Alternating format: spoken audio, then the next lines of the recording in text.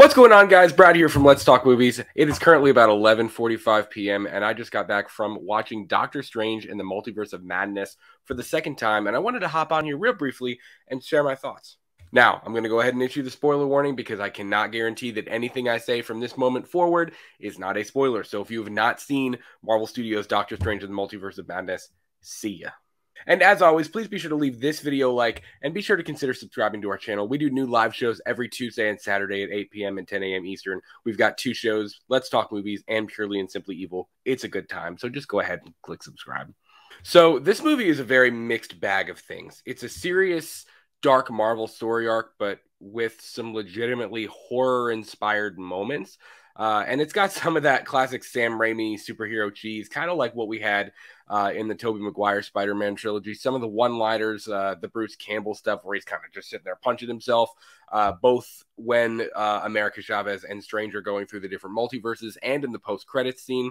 And I was kind of talking with my brother-in-law about this, but on my second watch, I picked up a whole lot more than I did the first time, especially bits of dialogue during the sequences with the Illuminati and the battle with Evil Strange in the collapsing universe when they're in the Sanctorum and he's talking about, if you've ever dreamed that you're falling off of a building, maybe that was just me. I didn't catch all of that stuff the first time. So I'm glad I went back a second time and I was able to kind of pick up on those moments a little bit more than I did before. But still, the thing that is so incredibly standout to me was Wanda's arc. Even though her story in this film is so dark and dangerous, Wanda is still kind of the heart of the movie. She manages to get you to feel for her in a way, and you know that she's coming from a place of pain and emotional agony. She's not doing this, because she wants to. She's doing this because she feels like this is the only way for her to be happy. And that kind of reiterates it every single time Strange is asked, when Christine asks him, "Are you happy?" And then Strange asks Wong, "Are you happy?" And Evil Strange asking Strange, Strange asking Strange. That's a weird thought. Even Strange asking Strange, "Are you happy?"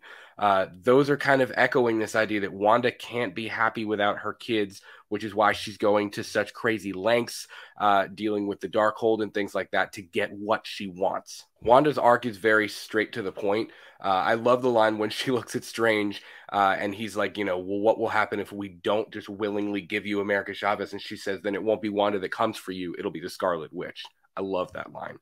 My biggest question still about Wanda's arc, though, is how are there children in other universes? If she created her children in WandaVision and they are just a part of this fictional reality that she created, how exactly are there a Billy and a Tommy in other branch universes? That doesn't really make sense to me. And if you have any thoughts on that, please be sure to leave me a comment down below. That's definitely one of my biggest questions from both times seeing the movie.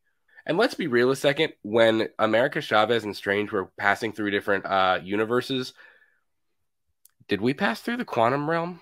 Because there's a small part of me that I was like, that's the quantum realm. This is a tie-in to Ant-Man and the Wasp: Quantumania. This is going to happen. It's going to happen. I promise you it's going to happen. Just listen to what I'm saying. It's going to happen. I promise. Kang is coming. The multiverse is unleashed. It's going to happen.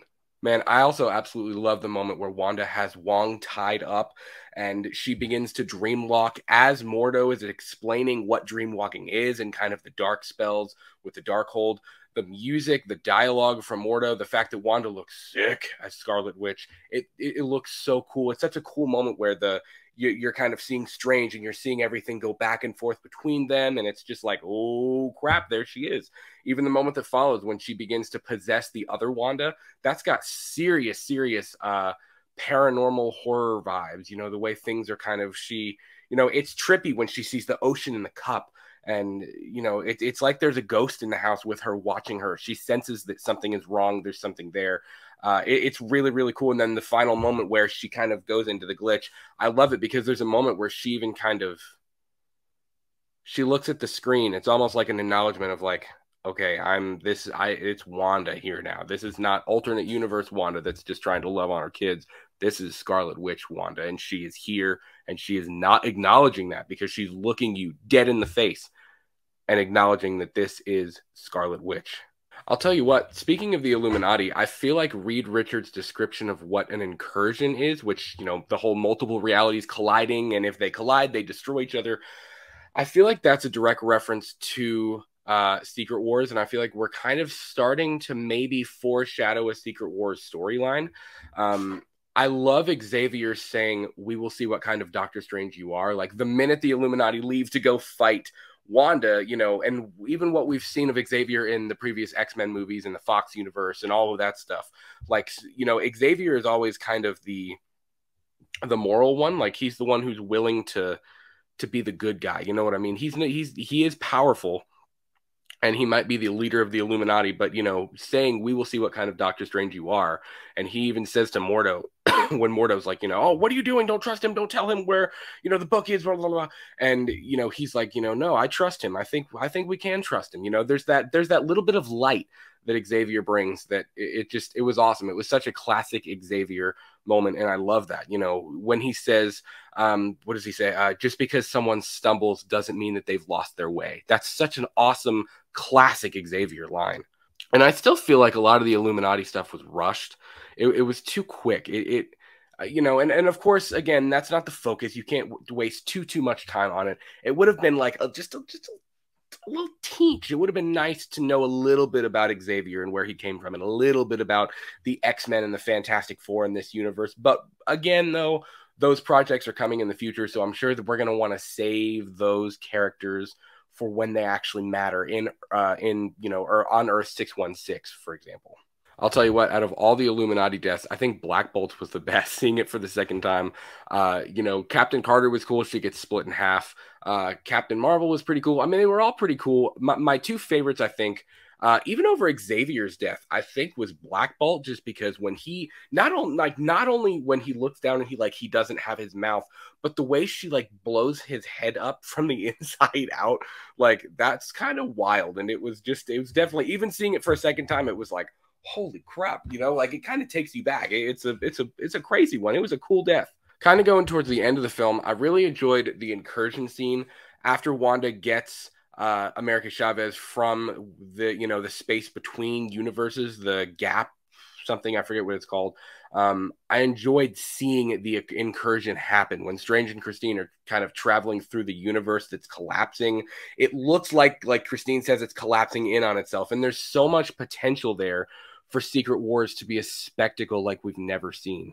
Like the sheer magnitude of what that could be is kind of insane to think about. Everybody always talked about Infinity War and Endgame. How do you top Endgame? How do you top Endgame? How do you top Infinity War? How do you top that buildup? And I think part of it is the buildup. I mean, we had 10 years of incredible buildup to that Thanos war, but this Secret Wars thing could be something, a completely different ball field. This could be, seeing universes literally collide with each other and collapse, and seeing battles take place in those universes, and just kind of what they could do with that visually, aesthetically, what they could do with that story. It could definitely top Endgame. It could be amazing. And I'll tell you what, man, nobody is giving Benedict Cumberbatch enough credit for how well he played each iteration of Strange. Like the dialogue sequence between 616 Strange and Evil Strange was dope.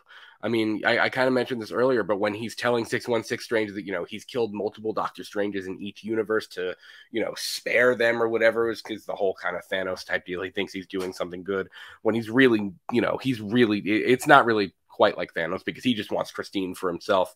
But it's kind of interesting. Like I love the line when he says, he's talking about our 616 Strange dreaming. He's like, if you've ever had a dream about, you're being pushed off of a building, he was like, who knows, maybe that was me. And then the third eye pops up. The music fight scene was dope. As a musician, as a music teacher, as somebody with, a musical background, like seeing the notes fly up off the sheet music and fly at each other, that was dope. The magic in this movie was really, really well done as well. And I gotta say, Zombie Strange was still my favorite part. Even, I think, more so than the Wanda. Seeing Zombie Strange was sick. And it was so Sam Raimi, and it was so reminiscent of Evil Dead. The way his arm kind of just shoots up out of the rock where Strange had buried him. A lot of the camera angles, especially when the demons are attacking Strange, and then when the demons are attacking Wanda before Wong kind of puts Wanda in that little their whole little magic ball. I don't know what to call it.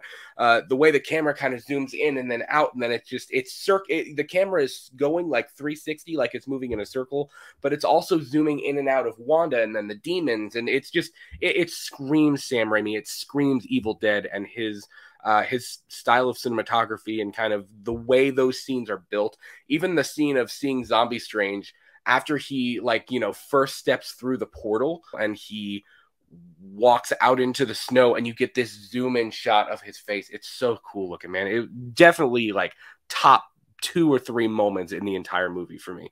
And then even Wanda's realization, when she gets what she wants and America shows her, what the thing that you want most is the thing that is the most heartbreaking. Like that's the most emotional part of her arc for me, because her Wanda telling Wanda, when Scarlet Witch Wanda is on her knees and this Wanda from this universe, kind of touches her face and she says, know that they'll be loved.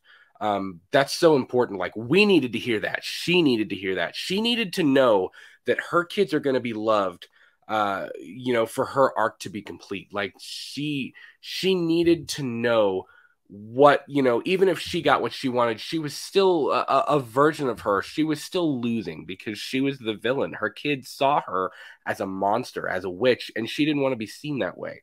Wanda's still a good person, and we have to remember here that the Darkhold was possessing Wanda. Like this is not all just Wanda losing her mind. She started to dabble in the Darkhold, and the Darkhold kind of possessed her a little bit. I mean, she is definitely under the influence of the Darkhold in this film. And I will say her death scene, I guess we could call it her death scene, her final scene in the movie, where she crushes the support beams and the whole like support system just falls on top of her. It felt a little rushed for me. Like there was zero time to let that sink in. Like as an audience member, I personally don't think she's dead, but still, I mean, it was her finale in the film. Like I feel like that in and of itself could have been a little bit longer. We could have had a little bit more of a goodbye for Wanda. Kind of even maybe trick you a little bit more into, oh, is she dead? Is she alive? Was that her death scene? Is she, and if you have to think, like there was a red flash. If you really go back and watch, as soon as the stuff falls, there was a red flash immediately when all that happened. So my thought is that Wanda is alive. I'm not sure where she went. I'm not sure where we'll see her next, but I do think Wanda is alive somewhere. Overall, man, I enjoyed Multiverse of Madness just as much on the second watch as I did the first time, if not a little bit more. It's a wild ride, it's a fun ride, and it's got some horror elements, which is always going to be a win in my book because, again, I'm a huge horror fan. And I'm not 100% sure where we go next, which I'm kind of okay with that, like given the Clea post-credit scene, the craziness with the third eye when he like collapses on the street, and kind of what that means, like given the impact that the Darkhold has on him.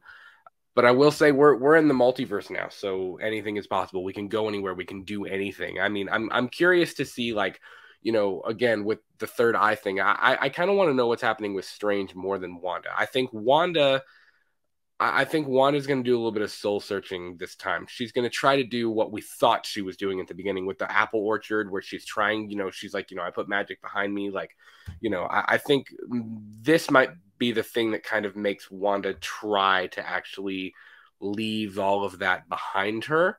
But I'm very, very curious to see where we're going to see Strange next. I wasn't super wild about the post-credit scenes. I mean, the Bruce Campbell one was fun. But the Clea thing, we didn't get a ton of knowledge on like where we're going next, which is okay. Again, we're in the multiverse. We're in the multiverse now. Anything is possible. So please drop your theories in the comments below. As always, I want to hear your thoughts, and be sure to check out our full review in episode number 73 of Let's Talk Movies. I will be sure to put that link in the description below. New episodes of Let's Talk Movies and Purely and Simply Evil premiere every single Tuesday and Saturday at 8 p.m. and 10 a.m. Eastern. We are on Twitter, Instagram, and TikTok at We Talk the Movies. You all are the absolute best. Thanks so much for hanging out with us, and we'll talk to you soon. See ya.